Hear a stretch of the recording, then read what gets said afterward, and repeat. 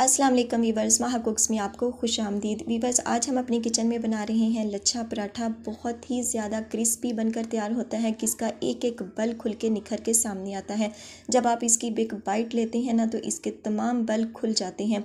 बहुत ही ज़्यादा मज़ेदार और बहुत ही ज़्यादा आसान रेसिपी। तो चलें करते हैं फटाफट से रेसिपी को स्टार्ट और देखते हैं कि ये पराठा कैसे बनता है। बिस्मिल्लाहिर्रहमानिर्रहीम। तो एक बाउल में हमने ले लिया है नमक, हाफ़ टी स्पून के करीब चीनी शामिल की है, 1 टेबलस्पून नीम गर्म पानी हम इसमें शामिल करेंगे, 1 कप। अगर आपके पास चीनी पिसी हुई हो तो तमाम अशिया आप डायरेक्ट मैदे में या आटे में शामिल कर सकते हैं, लेकिन चीनी हमारे पास पिसी हुई नहीं थी, इसलिए हमने पहले इसको मिक्स किया है। मिक्स करने के बाद हमने इसमें घी शामिल करना है। मेल्टेड घी हम यहाँ पर यूज़ करेंगे, ऑयल का यूज़ हमने नहीं करना। 4 से 5 टेबलस्पून के करीब हमने इसमें घी शामिल किया है। इसको मिक्स करने के बाद हमने इसमें आटा शामिल करना है। यहाँ पर हम आटा शामिल कर रहे हैं फ़ाइन आटा के साथ ही इसके जो पराठे हैं वो बहुत ही क्रिस्पी और बहुत ही अच्छे बनकर तैयार होते हैं। लेकिन अगर आप चाहें तो यहाँ पर मैदे का भी यूज़ कर सकते हैं, और चाहें तो गंदम के आटे को और मैदे को भी इकट्ठा मिक्स करके शामिल कर सकते हैं। लेकिन जो इसके इस तरह से बनते हैं ना पराठे, वो बहुत ही सॉफ्ट और बहुत ही क्रिस्पी बनकर तैयार होते हैं अगर आप इसको फ़ाइन आटे की मदद से बनाएंगे तो। तमाम आटे को हमने हाथों की मदद से इस तरह से कर लिया है यकजान, और इकट्ठा करने के बाद हमने इसको गूंद लेना है। जिस तरह हम आटा गूंदते हैं इसी तरह हमने इसको मुट्ठी बनाते हुए गूंद लेना है। हल्का हल्का पानी भी हम इसके साथ शामिल करते जाएंगे। तो 5 मिनट के बाद ये देखें, इस तरह से आटा हमारा गूंदा जा चुका है, बहुत अच्छा सा ये हो चुका है तैयार। और अब हमने इसको रेस्ट देना है कवर करके। यहाँ पर इसको मैं रेस्ट दे रही हूँ तकरीबन आधे घंटे के लिए। तो वीवर्स, आधे घंटे के बाद जो हमारा आटा है वो बहुत अच्छी तरह से सेट हो चुका है, आप इसकी लुक देख रहे हैं। और इसके बाद हमने इसको रोल शेप दे लेनी है। हल्का हल्का आटा हमने डस्ट किया है और इसको हमने रोल की शेप में ले आना है। रोल बनाने के बाद हमने इसकी कटिंग कर लेनी है। याद रहे, यहाँ पर जो हमारा पेड़ा है वो थोड़ा सा बड़ा होगा, यानी जो हमारे ये लच्छे पराठे बनते हैं वो थोड़े से हैवी बनते हैं, यानी मोटे बनते हैं। तो इस तरह से हमने 4 से 5 पीस कर लिए हैं और इन पीसेस को हमने एक बाउल में शिफ्ट कर दिया है। और इसको अब हम कवर करके रख देंगे एक साइड पे, ताकि जो इसके ऊपर खुश्की ना आ सके और ये बिल्कुल नरम ही रहें।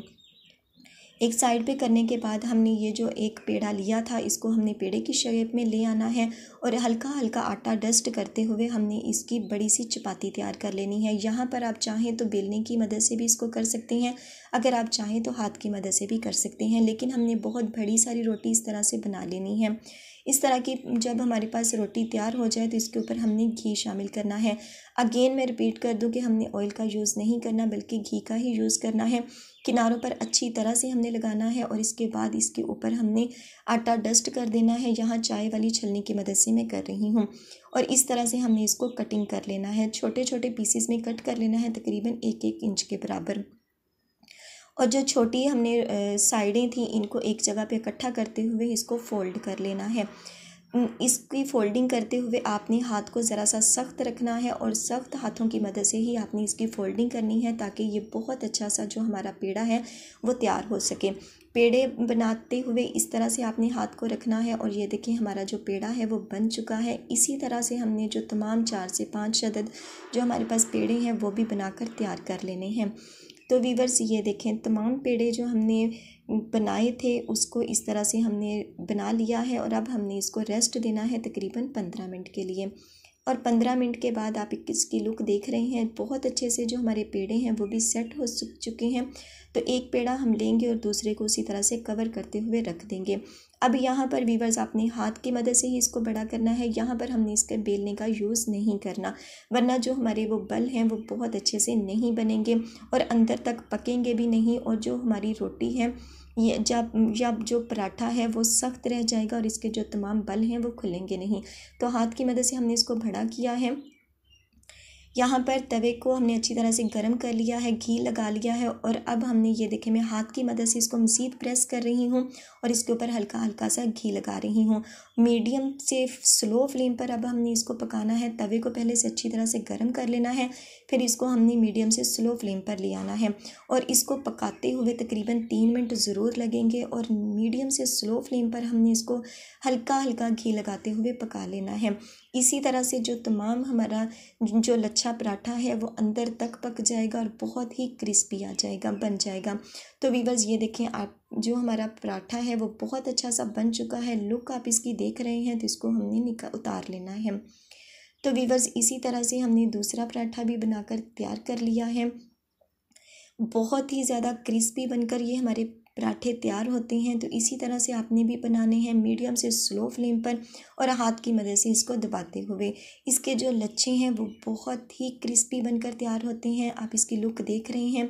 इसी तरह से आपने भी इसके तैयार करने हैं। बहुत ही अभी गर्म है, लेकिन मैं अभी आपको तोड़ कर दिखाती हूँ कि ये अंदर तक ये पक चुके हैं, बहुत ही क्रिस्पी बन चुके हैं। और जब हम इसकी एक बाइट को तोड़ते हैं ना, तो इसके जो तमाम लच्छे हैं, जो बल हैं, वो निखर के या खुल के सामने आते हैं। तो ये देखिए, एक आपको मैं तोड़ के दिखा रही हूँ। एक बाइट तोड़ने पर ही ये देखिए आप काउंट करना मुश्किल हो जाएगा कि ये कितने लच्छे इसके बनकर हुए हैं तैयार।